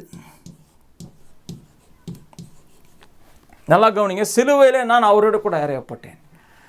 இந்த சத்தியத்தை நீங்கள் என்ன பண்ணுங்கள், இன்றைக்கி ராத்திரியோ காலையோ எத்தனை மணிக்கோ தெரியல உங்களுக்கு, அப்படியே தூங்கும்போது இல்லை, ஆண்டவரே ஆவியானவரை ஜெபம் பண்ணுங்கள், ஆவியானவரே அவரோட கூட நான் அறையப்பட்டேன் அப்படின்னு என்ன அர்த்தம்? ஆண்ட்ரூ பிரதர் திருப்பி சொல்கிறாரு. இது என் வாழ்க்கையில் அது உண்மையாக மாறணும். சரி, இந்த சத்தியத்தை கொண்டு போய் ஆவியானவர்கிட்ட நீங்கள் பிடிக்கணும். ஆண்டவரே எனக்கு இது நிஜமாக மாற்றுங்க, எனக்கு இதில் இருக்கிற ரகசியத்தை காட்டுங்க அப்படின்னு நீங்கள் கேட்கும்போது, ஆர்வத்தோடு கேட்கும்போது, ஜெபம் பண்ணிவிட்டு அப்படியே கேட்டுட்டு டெய்லி அவரோட ஜெபம் பண்ணும்போது சடனாக உங்கள் வாழ்க்கையில் இது வெளிப்பட ஆரம்பிக்கும்போது தான் டிரான்ஸ்ஃபர்மேஷன், அந்த மறுரூபம் உங்கள் வாழ்க்கையில் வரும். அப்போ நல்லா கவனிங்க, ரொம்ப முக்கியமான சத்தியங்க அது. என்னுடைய மரணம் அவருடைய மரணத்தோடு ஒன்றாகி விட்டது. அடுத்த வாரம் நம்ம ரோமர் 6வது அதிகாரத்தில் நம்ம அதை பற்றி பார்ப்போம். என்னுடைய மரணம் அவருடைய மரணத்தோடு ஒன்றாகிவிட்டது. அப்போ நல்லா கவனிங்க, என் வாழ்க்கை, என் லைஃப் ஸ்பேன் பார்த்தோம்ல, முன்னால் இன்னொரு கோடு போட்டிருந்தேன், லாங் கோடு. லைஃப் ஸ்பேனர் இப்போ ரெண்டாக பிரியுது. Before the cross, after the cross. Before the cross நான் இருக்கேன் பாருங்கள், என்னுடைய ஆரிஜின். நான் எங்கே பிறந்தேன்? எங்கேயோ பிறந்தேன், ஒரு ஊரில் பிறந்தேன், இங்கே தான் பிறந்தேன், நான் இந்த இடத்துல பிறந்தேன், இந்தியாவில் பிறந்தேன், நாகர்கோவிலில் பிறந்தேன். நீங்கள் ஆந்திராவில் பிறந்திருப்பீங்க, இல்லைனா அமெரிக்காவில் பிறந்திருப்பீங்க, எங்கேயோ பிறந்தீங்க பாருங்கள். அங்கேருந்து என் மரணத்தை நான் சிலுவையில் பார்த்துட்டேன்னு வச்சுக்கோங்க. If I have seen my death on the cross, அப்போ இந்த ஃபேஸ் ஆஃப் மை லைஃப் இருக்குது பாருங்கள், இது ஒழிஞ்சிச்சு, this has come to an end அப்படின்னு அர்த்தம். என்னுடைய அடையாளம், நான் யார் அப்படின்றோம்ல, எல்லாமே அடையாளம் தாங்க. இப்போ நீங்கள் யாருன்னு சொல்லும்போது நீங்கள் என்ன பண்ணுறீங்க, உங்கள் மெமரியில் யோசித்து சொல்கிறீங்க, நான் யார்னா, நான் இந்தியன், நான் அமெரிக்கன், நான் வெள்ளை, நான் கருப்பு, நான் நாடார், நான் செட்டியார், நான் கிறிஸ்டியனு, இந்து, நான் பண்ணையார், நான் பணக்காரன், நான் ஏழை. இதெல்லாம் என்ன சொல்கிறோம் பாருங்கள். இதெல்லாம் நீங்கள் எப்படி நான் கேட்குறேன், எப்படி நீங்கள் பணக்காரன் சொல்கிறீங்க? எனக்கு எங்கள் தாத்தா சொத்து நிறைய சேர்த்து பேங்க்கில் போட்டுக்கிறார். கண்ணில் பார்க்குறீங்க காசு இருக்குது, கண்ணில் பார்க்குறீங்க சொத்து இருக்குது, கண்ணில் பார்க்குறீங்க வீடு பங்களாலாம் இருக்குது, நான் பணக்காரன். அப்புறம் வேறு என்ன சொல்கிறீங்க, நான் பயில்வான், நான் என்ன சொல்கிறது மாடல் ஆர் பயங்கர ஸ்ட்ராங் மேன், பலவான். எப்படி சொல்கிறீங்க பாருங்கள், உடம்பை பாருங்கள், சும்மா அப்படியே கட்ஸாக பேக் ஆகுது. என் உடம்பு சொல்கிறேன் நான், பயங்கரமாகுது. நான் மாஸ்டர் செக்கப் பண்ணேன், அந்த செக்கப் பண்ணேன், எல்லாம் செக்கப் பண்ணேன். என்ன சொல்கிறீங்க, என்ன சொல்ல வரீங்க? நான் கண்ணில் பார்க்குறேங்க, என் பிளட் டெஸ்ட் பண்ணேங்க, என் உடம்பை பார்க்குறேங்க, எல்லாம் சூப்பராக இருக்குதுங்க, அதனால் நான் பயில்வான், நான் ஸ்ட்ராங் ஆகிறேன், நான் ஹெல்த்தி ஆகிறேன்றோம். அப்போ இந்த உலகம் இருக்குது பாருங்கள், இந்த உலகம் அதுக்கு பேர் தான் மாமிசம், ஃப்ளஷ்ஷு, கண்ணில் பார்த்து வாழ்கிற வாழ்வு. 5 புலன் இருக்குல்ல, ஐஸு, அப்படி தான் நம்மளே அறிந்து கொள்கிறோம். நல்லா கவனிங்க, நம்மளை எப்படி அறிந்து கொள்கிறோம்? மாம்சத்தின்படி. நான் என்னது, இந்த உடம்புல தான் அந்த 5 புலன்கள் வேலை செய்யுது இல்லைங்களா, கண், காது. உங்களுக்கு எப்படி தெரியும் நீங்கள் நாடார்னு இல்லைனா செட்டியார்? உங்களுக்கு எப்படி தெரியும்? உங்கள் அப்பா அம்மா சொன்னாங்க, அப்புறம் ஒரு சர்டிஃபிகேட் கொடுத்தாங்க. பிளட் டெஸ்ட் எடுத்தால் தெரியுமா? பிளட் டெஸ்ட்டில் தெரியாது. பிளட் டெஸ்ட் எடுத்தால் எந்த ஜாதின்னு தெரியுமா? ஒரு ஜாதின்னு தெரியாது. பிளட் டெஸ்ட் எடுத்தால் நீங்கள் இந்தியனாக கூட கண்டுபிடிக்க முடியாது. நான் ஓப்பன் ஹார்ட் சர்ஜரி நிறையா பண்ணியிருக்கோம். அனஸ்தீஷியா கொடுக்கும்போது கருப்பு வெள்ளைன்ற ஹார்ட்டை திறந்துட்டா எல்லா ஹார்ட்டும் ஒரே மாதிரி தான் இருக்கும். வெள்ளையாது கருப்பாது அதே மாதிரி தான் இருக்கும், ஒரு டிஃப்ரென்ஸ் இருக்காது, கண்டுபிடிக்க முடியாது. அப்போது இதெல்லாம் நம்ம காதில் சொல்கிறது கேட்குறது, இதுதான் நம்ம அடையாளமாக இருக்குது பாருங்கள். நான் யார் அப்படின்னா, நீங்கள் யோசிக்கிறீங்க பாருங்கள், அடையாளம். ஐயோ நான் சொல்கிற காரியம் ரொம்ப டீப்பான மேட்ரு. இது நீங்கள் கேஷுவலாக எடுத்துனீங்கன்னா இதை நீங்கள் திருப்பி இந்த மெசேஜை திருப்பி கேளுங்க. நான் இன்றைக்கி பப்ளிஷ் பண்ணிடுறேன், முடிஞ்ச அளவுக்கு இன்றைக்கே நான் பப்ளிஷ் பண்ணிடுறேன். நீங்கள் தயவுசெய்து திருப்பி கேளுங்க. கேட்கும்போது உங்கள் இருதயத்தில் ஆண்டவர் வெளிப்படுத்தட்டும். அப்போ நான் மாம்சத்தின்படி என்ன நான் அறிகிறேன், என்ன நான் எப்படி அறிஞ்சிக்கிறேன்? மாம்சத்தின்படி. மாம்சப்படினா பாவத்தின்படி கிடையாது, மாம்சத்தின்படி. இந்த மாம்சத்தின்படி அறிகிற அறிவு இருக்குது பாருங்க, அதான் பழசு. எப்படி சொல்கிறேன்னு கேட்குறீங்களா? போங்க 2 கொரிந்தியர் தானே பார்த்தோம், அந்த இடத்துக்கு திருப்பி போங்க, அதே வசனத்துக்கு திருப்பி போங்க. இங்கே பாருங்கள் என்ன அழகாக சொல்கிறார் பாருங்கள் பவுல். பழசெல்லாம் ஒழிஞ்சிச்சுன்னு என்ன அர்த்தம்? அதான் நான் சொல்லிகிட்டு இருக்கேன். இப்போ 2 கொரிந்தியர் 5வது அதிகாரம் 17வது படித்தோம். இஃப் கிறிஸ்துவுக்குள்ளே ஒருத்தன் இருப்பான், அது எப்படி ஆரம்பிக்குது பாருங்கள். ஆங்கிலத்தில் தேர்ஃபோர்னு ஆரம்பிக்குது. Therefore if any one is in கிரைஸ்ட்னு ஆரம்பிக்குது. தமிழில் எப்படி வரும்னு தெரியல எனக்கு. தேர்ஃபோருக்கு தமிழ் எப்படி வரும் தெரியல. யாருக்காவது தெரியுமா?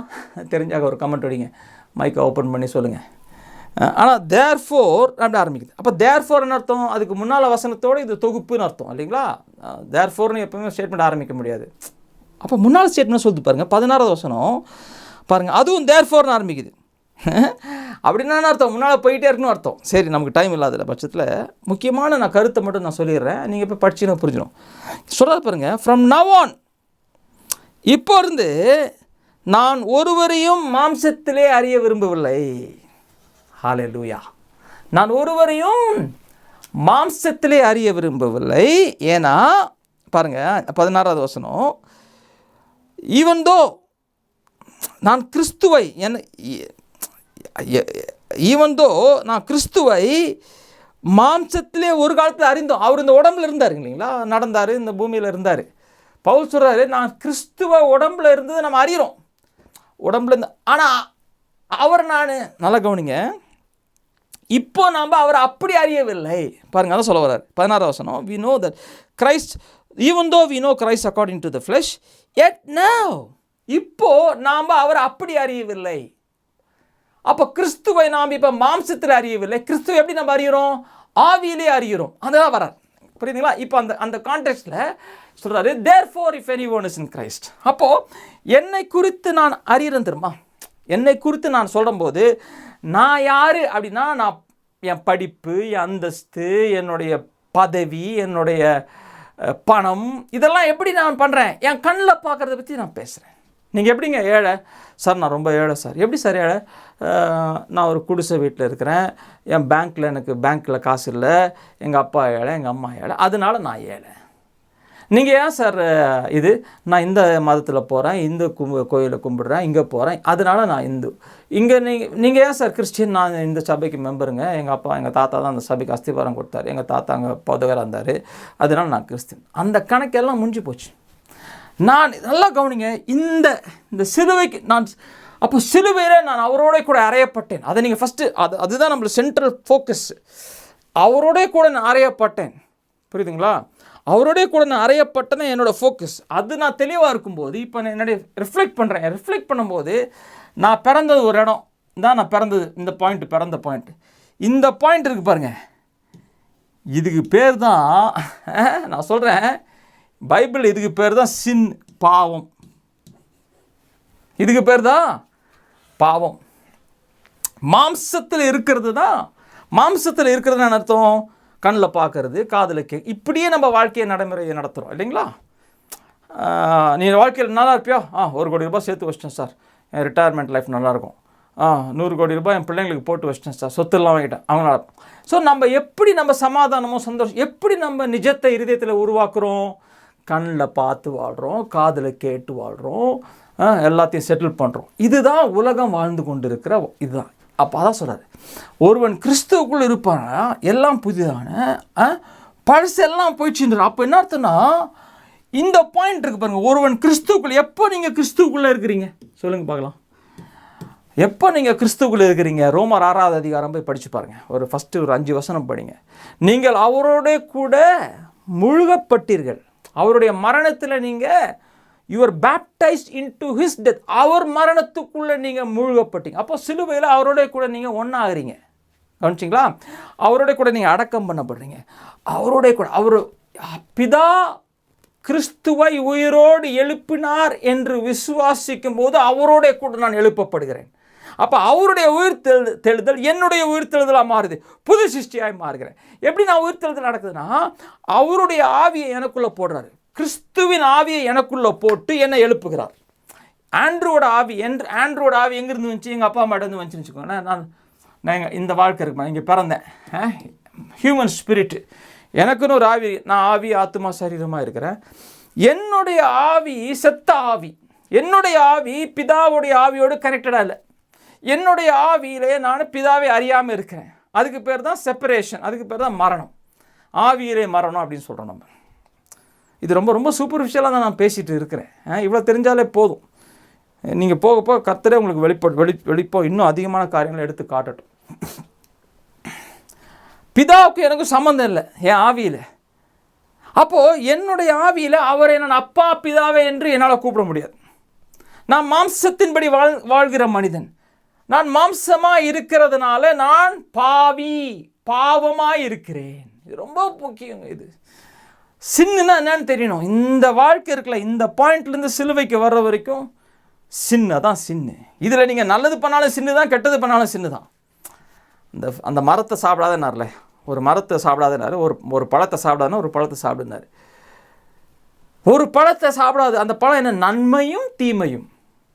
நல்லா கவனிங்க, நன்மையும் தீமையும். என்னுடைய முயற்சியினால், என்னுடைய சொந்த பலத்தினால நான் நன்மை பண்ணாலும் அது எந்த கேட்டகரியில் வருது? சாப்பிடாத பழத்தை அந்த கேட்டகரியில் வருது. அந்த சாப்பிட்ற அன்னைக்கு நீ என்ன பண்ணுவ? நீ மரிப்பாய். மரணத்தின் கேட்டகரியில் வருது. அப்போது ரோமர் 8வது அதிகாரம் பார்த்தீங்கன்னா சொல்கிறாரு, 8வது அதிகாரத்தில் 6வது வசனம் சொல்லுவார், மாம்சத்தில் இருக்கிறவன் கடவுளை he cannot please God. அவரோடு கூட நீங்கள் அவரை ப்ளீஸ் பண்ண முடியாது. மாம்ச மனிதன். இந்த மனுஷன் என்ன குட்டிக்கரணை அடித்தாலும் நான் நல்லது பண்ணேன் சார், 10 பேருக்கு அன்னதானம் போட்டேன், இது போட்டேன். இந்த மாம்ச மனிதன் தேவனை ப்ளீஸ் பண்ண முடியாது. பைபிளில் க்ளீனாக போட்டு பைபிளில். ஆனால் ஒருவன் கிறிஸ்துவுக்குள்ளே இருப்பானால் அவன் உயிரோடு எழுப்பப்படுகிறான். அப்போ என்ன எடுத்து பாருங்க, இங்கேருந்து ஒரு வாழ்க்கை ஆரம்பிக்குது.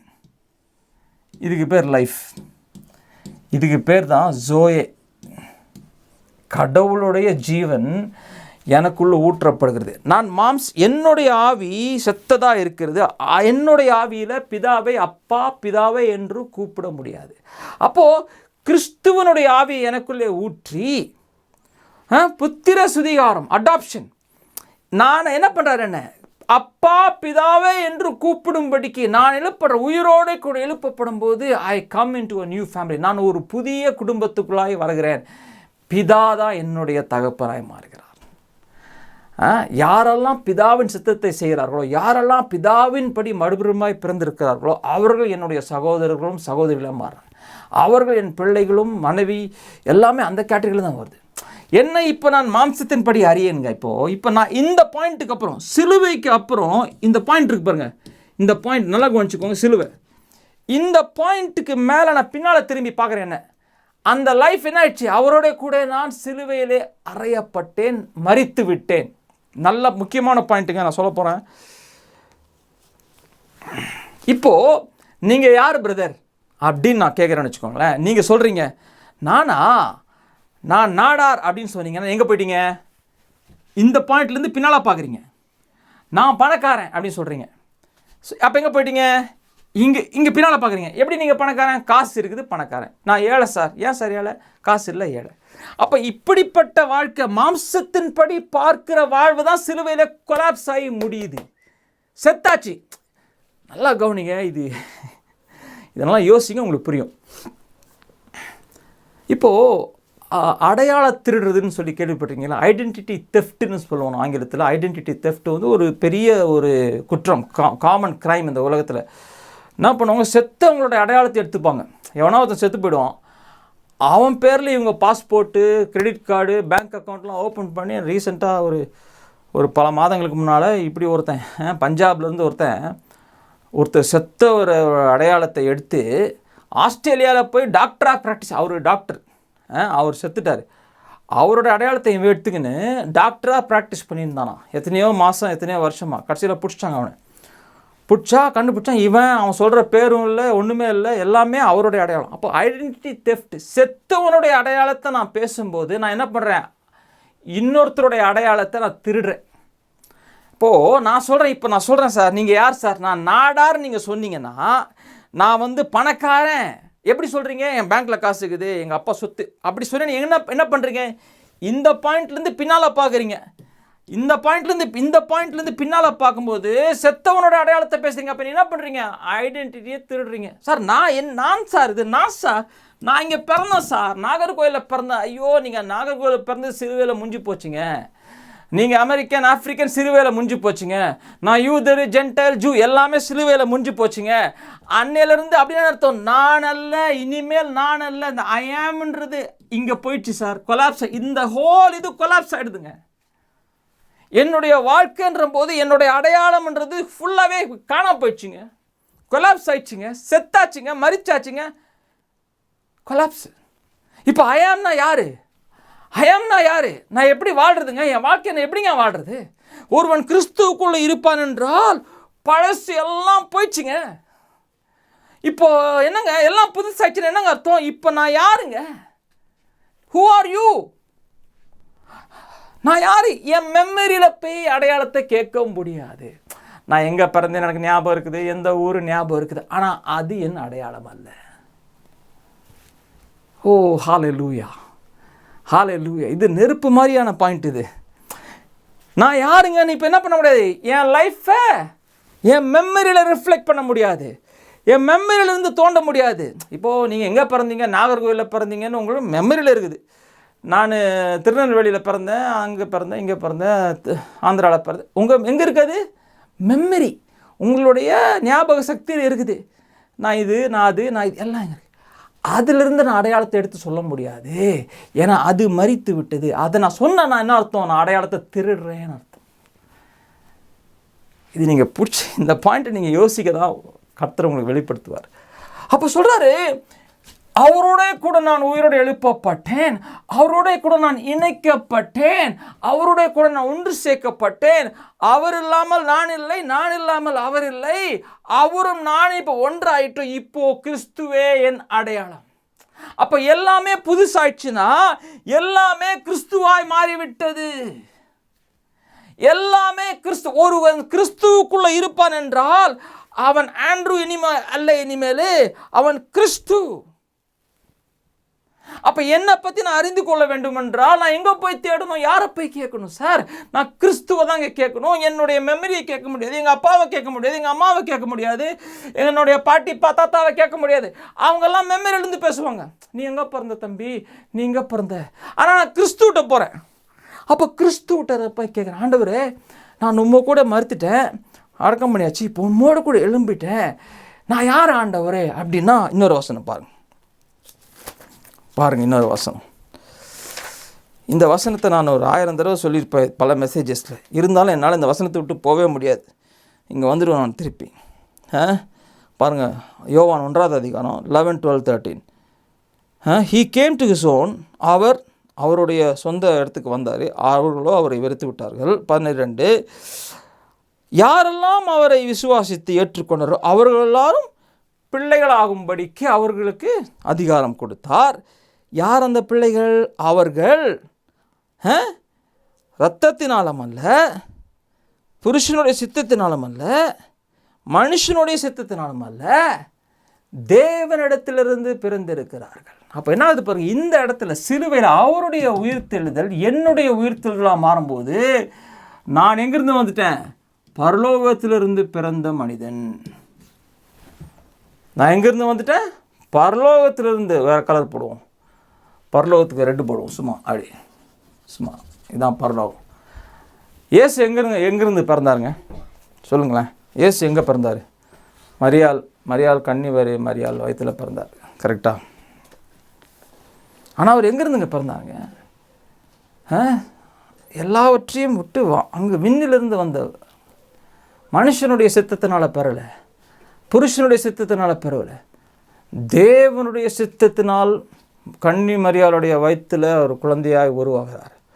நான் மறுபடியுமாய் பிறந்த அன்னைக்கு தேவனுடைய சித்தத்தினால் என்னுடைய இருதயத்தில் புது மனிதனாய் மாறுகிறேன், புது சிருஷ்டியாய் மாறுறேன். என்னோடய ஆவி கிறிஸ்துவனோட ஆவியோடு இணைக்கப்பட்டு உயிரோடு எழுப்பப்பட்டு நான் பழசு எல்லாம் போயிடுச்சுங்க. இப்போ நான் பழசை பற்றி பேசுகிறது என்ன அர்த்தம்? Waste of time. நல்லா கவனிங்க, இங்கே என்னுடைய டெத்து முடிஞ்சிடுச்சு. இதுதான் அவருடைய டெத் தான் என்னுடைய டெத்து. இனிமேல் வாழ்வது நான் அல்ல, அவரோடே கூட நான் சிலுவையில் அறையப்பட்டேன். இனிமேல் நான் அல்ல, கிறிஸ்துவே அப்படின்னு சொல்கிறாரு. கிறிஸ்துவே ஐ லிவ். அப்போ சொல்கிறாரு, the life that I now live, இப்போ நான் ஜீவிக்கிற இந்த ஜீவன் என்னுடைய சிந்தனையிலையோ என்னுடைய மெமரியிலிருந்து வாழாமல் கிறிஸ்துவனுடைய விசுவாசத்தினாலே நான் வாழ்கிறேன். அப்போ எவ்ரிடே சிலுவையில் இருந்து நமக்கு ஒரு புதிய ஜோயே நமக்குள்ள ஊற்றப்படுகிறது. நல்லா கவனிங்க, ரொம்ப முக்கியமான பாயிண்ட். நமக்குள்ள தேவனுடைய ஜீவன் ஊற்றப்படுகிறது. அந்த ஜீவன்லாம் நான் இப்போ நடக்க ஆரம்பிக்கிறேன். அப்போ அந்த ஜீவனில் நடக்கிற மனுஷன் கண்ணில் பார்த்து வாழ்கிற வாழ்க்கை கிடையாது. சார் பேங்க்கில் எவ்வளோ சார் இருக்குது? 5 ரூபா இருக்குது. அப்போ நீங்கள் பணக்காரன் ஏழையா? நான் பணக்காரன். எப்படி நீங்கள் சொல்கிறீங்க? கிறிஸ்து என்னவோ அதான் நான். இப்போ கிறிஸ்து ஹீல்டா சார்? நான் ஹீல்டு சார். என் பாடியில் சார், பாடியில் கேன்சர்னு சொல்கிறாங்க. ஆனால் நீங்கள் எப்படி சார் தூங்குறீங்க சந்தோஷமா? I am healed sir. இந்த ரெவலேஷன் கட்சா அவங்க பாடியிலேருந்து சிக்னஸ் எல்லாம் ஓடி போயிருங்க. இந்த ரெவலேஷன் கட்சா அவங்க இந்த பயம், இந்த மரணத்தின் பயம் பாருங்கள். இது நான் வரேன், நான் பொறுமையாக வரேன், இந்த இடத்துக்கு வரேன், நான் மெதுவாக நம்ம பார்ப்போம். ஹல்லேலூயா, ஹல்லேலூயா. கிறிஸ்துவே அவருடைய ஃபெய்த்தில், அது ஆங்கிலத்தில் வரும், I live by the faith of the Son of God. கிறிஸ்துவனுடைய விசுவாசத்தில். அப்போ நான் எவ்ரிடே நான் காலையில் எந்திரிக்கும் போது, ஆண்டவரே இந்த நாளுக்காக நன்றி, இந்த நாளில் நான் உமது ஜீவனில் வாழ்கிறேன், உமது கிருபையில் நான் வாழ்கிறேன், உமது பலத்தில் நான் வாழ்கிறேன், உமது ஸ்ட்ரென்த்தில் நான் வாழ்கிறேன் அப்படின்னு நம்ம ஆரம்பித்து எவ்ரிடே வாழும்போது என்ன எடுத்து பாருங்க, இந்த இடத்துலேருந்து அந்த மனுஷன் நடக்கிறான், நடந்து போகிறான். அவனுக்கு மரணம் எங்கே ஆயிடுச்சு? இப்போது இந்த பாயிண்ட் எங்கே போயிடுச்சு? அவனுக்கு இங்கே போயிடுச்சு. என்ன சார் அப்போ இவனுக்கு பாயிண்ட்? நல்லா கவனிச்சிங்களா? இவனுக்கு பாயிண்ட்டே இல்லை சார், இவனுக்கு பாயிண்ட்டே இல்லைங்க. நல்லா கவனிக்க, இவனுக்கு பாயிண்ட்டே இல்லை, போயினேங்கிறான். அப்போது இவன் மரணத்தை முன்னோக்கி வாழாத மனிதன். ஒரு நாள் நான் சாக போகிறேங்க, அந்த குஸ்டினே கிடையாது. இவன் மரணத்தை பின்னோக்கி, அவனுடைய முன் பார்வையிலே மரணம் இல்லை, அவனுடைய பின் பார்வையிலே மரணம் இருக்கிறது. என் சிலுவையிலே அவரோட மரித்து விட்டேன். ஒருவன் கிறிஸ்துவுக்குள்ளே இருப்பான் என்றால் அவன் பழசெல்லாம் போயிடுச்சிங்க. என்னுடைய நீங்கள் நிறைய கிறிஸ்டியன்ஸ் பாருங்கள், ஏதோ ஆண்டுவிட்டு கிருபை கேட்குறாங்க. என்ன கேட்குறீங்க? ஏதோ ஒரு 70 வயசு, ஒரு 80 வயசு, என் பையனோட கல்யாணத்தை பார்த்துட்டு செத்துணுங்க, ஒரு பேரப்பிள்ளை. ஐயோ, நம்ம அப்படி வாழ்கிற மனிதர்கள் கிடையாதுங்க. ஐயோ, நான் ஏதோ பிள்ளைங்களுக்கு சொத்து சேர்த்து வச்சுட்டு அவங்க நல்லா இருக்கிறதுக்கு, படிக்கிறதுக்கு செத்துட்டு 80 வயசில் செத்துடுறேங்க, 85 வயசில். ஐயோ, கிறிஸ்தவர்கள் அப்படி வாழ்கிற மனிதர்கள் கிடையாது. ஏன்னா அவர்கள் எப்படி வாழ்கிற மனிதர்கள்? எல்லாம் புதிதாகின அவர் தேவனுடைய இயேசு கிறிஸ்து, he commands my destiny. He commands my destiny. He doesn't command my death. My death happened in the past.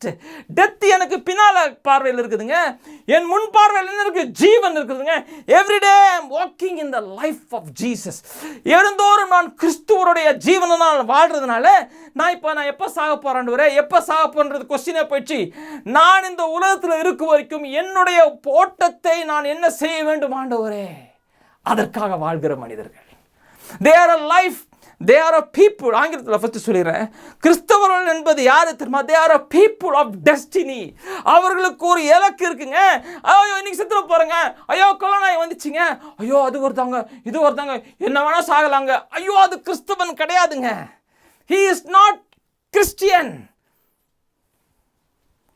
அவர்கள் நிறைய கிறிஸ்தவர்கள் அப்படி தான் வாழ்ந்து. ஏன் அப்படி வாழ்ந்துருக்காங்கன்னா, சிலுவையில் இயேசுவை மரித்தார்கள். அப்படி அவருடைய டெத்தை அங்கே பார்க்கல. உங்கள் டெத்தை நீங்கள் சிலுவையில் பார்க்கலன்னா நீங்கள் என்ன பண்ணுவீங்க? இங்கே பிறந்திருப்பீங்க, இப்படியே கண்டினியூ பண்ணியிருப்பீங்க. ஐயோ சாக போகிறேங்க, இங்கே சாக போகிறேங்க, ஐயோ கேன்சர்னு சொல்லிட்டாருங்க. இதனால தான் கேன்சர்லாம் வருது. ஏன் கேன்சர் வருது? நம்ம முன்னால் மரணம் இருக்குது. நம்ம டெய்லி மரணத்தை நோக்கி தானே போகிறோம், கரெக்டாக? நம்ம மரணத்தை நோக்கி தான் போயின்னுக்கிறோம். அப்போ என்ன வரும்? மரணம் என்னெல்லாம் ப்ரொடியூஸ் பண்ணுதோ அதான் கண்மால இருக்குது. மரணத்தை நோக்கி போயின்னு இருக்காங்க. மரணம் கேன்சர் கொடுக்குது, மரணம் ஹார்ட் டிசீஸ் கொடுக்குது, மரணம் டைவர்ஸ் கொடுக்குது, மரணம் பேய் கொடுக்குது, மரணம் இதெல்லாம் கொடுத்துனே இருக்குது. எனக்கு நான் மரணத்தை நோக்கி தாங்க போயின்னுக்கிறேன். பாஸ்டர் ஜெபம் பண்ணுங்க. எதுக்கு? ஐயோ இப்படி சொல்லிட்டாங்க. ஐயா நீங்கள் மரணத்தை நோக்கி வாழும்போது மரணம் உங்களை நோக்கி என்ன பண்ணும்? கொடுத்துனே இருக்கும். வாப்பா நான் கூட வரேன், வா பண்ண நீ தான் நம்ம ஆள், அடுத்த வாரம் நம்ம பார்ப்போம், தொடர்ந்து பார்ப்போம். ஆனால் நான் மரணத்தை பின்னோக்கிட்டேங்க, மரணம் எனக்கு முடிஞ்சு போச்சுங்க, இப்போ நான் ஜீவனுக்காக வாழ்கிறேங்க. Everyday I am living in the life. நான் தினந்தோறும் எந்திரிச்சு கிறிஸ்து, பிதா, குமாரன், பரிசுத்த ஆவியானவரோடு கூட நடக்கிறேங்க. அவர்கள் ஜீவிக்கிற, புரியுதுங்களா? இப்போ நான் இந்த உடம்பின் படி வாழ்கிற மனிதன் இல்லைங்க, இந்த மாம்சத்தின் படி வாழ்கிற மனிதன் இல்லைங்க, என் ஆவியின் படி வாழ்கிற மனிதன். அதான் அங்கே பவுல் சொல்கிறாரு, கிறிஸ்து உங்களுக்குள்ள இருப்பான் என்றால் மாம்சம் உடம்பு செத்ததா இருந்தாலும் அதற்கு நீங்கள் ஜீவன் கொடுக்குறீங்க. ஓ ஹல்லேலூயா, ஓ ஹல்லேலூயா, ஓ ஹல்லேலூயா. ஒருவன் கிறிஸ்துவுக்குள்ள இருப்பான் என்றால் அவன் பழசெல்லாம் முடிஞ்சிடுச்சுங்க. இன்னும் நீங்கள் மைண்டில் இருந்து வாழாதீங்க சார். உங்கள் மைண்டில் போய் தேடாதீங்க, உங்கள் மைண்டில் போய் சொல்லாதீங்க நான் அந்த ஜாதி இந்த ஜாதி நான் அப்படி வாழ்வீங்க என்றால் நீங்கள் எப்படி சொல்கிறீங்க? அப்போ என்ன ஆகுன்னு பாருங்க. நான் இல்லை சார் பிரதர் நீங்கள் சொல்கிறதெல்லாம் சூப்பராகுதுங்க, நல்லா இருக்குது, ஆனால் நான் அப்படி தாங்க வாழ்வேன். அப்படி நீங்கள் வாழ்வீங்க, நான் என்ன நடக்கணும்? இங்கே பைபிளில் போட்டுக்குது. பைபிளில் என்ன போட்டுக்குது? அழகாக போட்டுக்குது. போங்க, ரோமர் 8ஆவது அதிகாரம்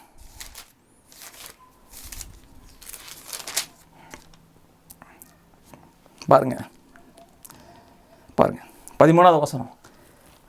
For if we live according to the flesh, நான் இப்போ மாம்சத்தின் படி வாழ்றது நான் கண்ணில் பார்த்து வாழ்ந்துருக்கேன். அப்படி வாழ்வேன் என்றால் you will die.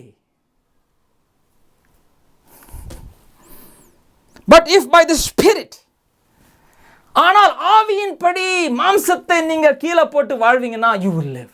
அப்போ நல்லா கவனிங்க. ஐயோ brothers and sisters, N heart நெருப்பு மாதிரி எரியுது. இந்த பாயிண்ட்டை நீங்கள் பிடிச்சிட்டிங்கன்னா ஹல்லேலூயா, ஹல்லேலூயா. நான் மாம்சத்தின் படி வாழ்றது எனக்கு ஒரு சாய்ஸுங்க. நான் மாம்ச மனிதனாக இருந்தபோது மாம்சத்தின் படி தாங்க வாழ முடியும், வேறு சாய்ஸே இல்லை. ஆனால் அவரோட கூட நான் எழுப்ப பண்ணப்பட்டதுக்கு அப்புறம் நான் மாம்சத்தில் வாழ்வது எனக்கு ஒரு சாய்ஸு. நான் அதன்படி வாழ்வதில்லை. என் பேங்க் பேலன்ஸ் என்ன சொல்லுது, என் டாக்டர்ஸ் ரிப்போர்ட் என்ன சொல்லுது, அது எதாவது சொல்லிட்டு போகுது. கிறிஸ்து என்ன சொல்லுகிறார் அதன் என் தியானத்தில் வைக்கும்போது அது எனக்கு நிஜமாய் மாறுகிறது. அது எனக்குள்ள ஜீவனாய் மாறும்போது அந்த ஜீவன் எனக்குள்ளே இருந்து வெளியரங்கமாய் மேனிஃபெஸ்ட் ஆகுது. ஹல்லேலூயா. இந்த வாழ்க்கைக்கு பேர் என்ன சொன்ன? சின். அப்போ இந்த வாழ்க்கைக்கு பேர் என்ன? ரைச்சஸ்னஸ்.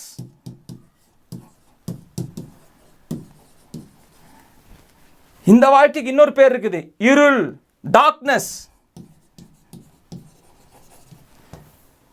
இந்த வாழ்க்கைக்கு, இந்த கோடுக்கு முன்னாடி இருக்கிற வாழ்க்கைக்கு பேர் என்ன?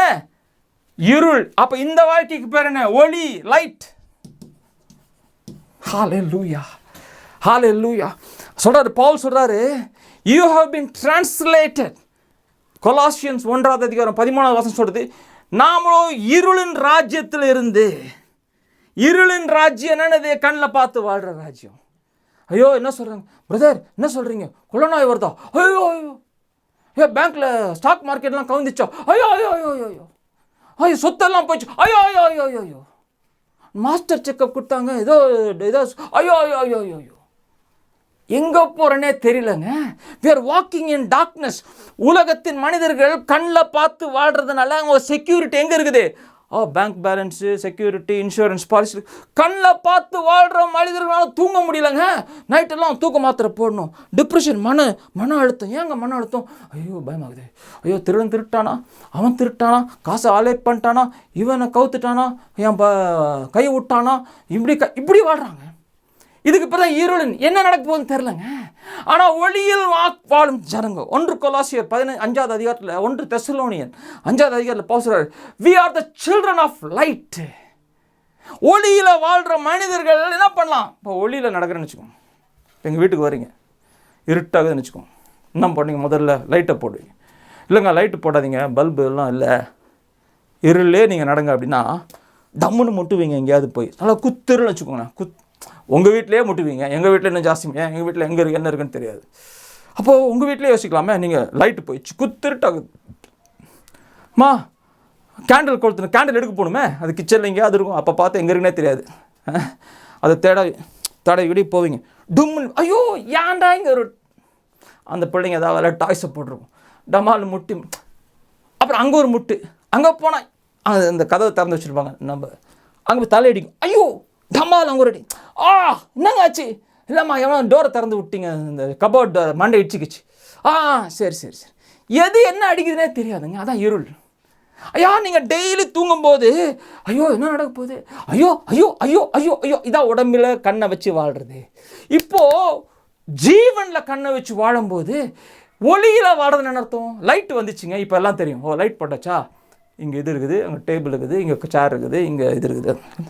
அப்போ இதை நேவிகேட் பண்ணலாம்.